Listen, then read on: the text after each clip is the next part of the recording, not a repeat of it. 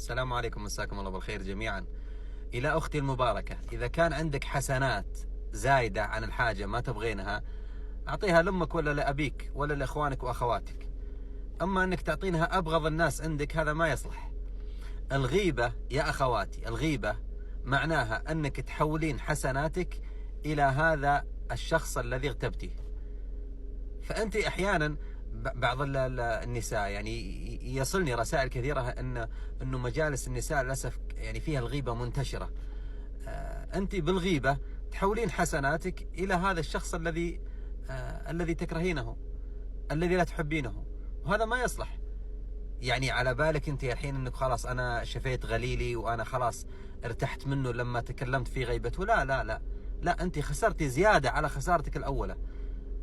بمعنى أنك إذا اغتبتي يوم القيامة هذا الرجل الذي اغتبتيه أو هذه المرأة التي اغتبتيها تأخذ من حسناتك يوم القيامة رغما عن أنفك. وهذا ذكره النبي صلى الله عليه وسلم، أن حقوق العباد يوم القيامة تقضى بالحسنات والسيئات.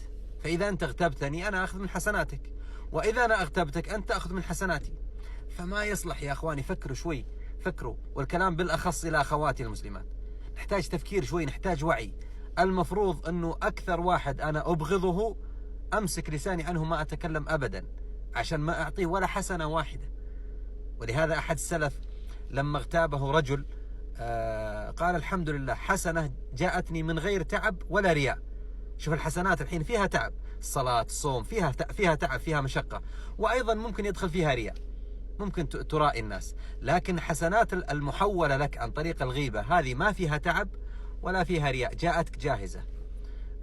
فقالوا له لعلك تسامح أخيك، لعلك تعفو عنه. قال لا لا لا، كيف أعفو عنه؟ لا والله كيف أعفو عنه؟ هذه حسنات جاءتني من غير تعب ومن غير جهد ومن غير رياء، كيف أعفو عنه؟ لا والله ما أعفو عنه، سآخذ حسناته يوم القيامة. فيا أخواتي ضروري ننتبه لهذا المفهوم الخطير، أن المرأة التي لا تحبينها أو تكرهينها أو تبغضينها وتتكلمين بغيبتها في المجالس عند 2 3 من صاحباتك، هي تأخذ من حسناتك يوم القيامة، فتكونين أنت الخسرانة. أسأل الله سبحانه وتعالى أن يحرم ألسنتنا وإياكم عن غيبة، إنه جواد كريم.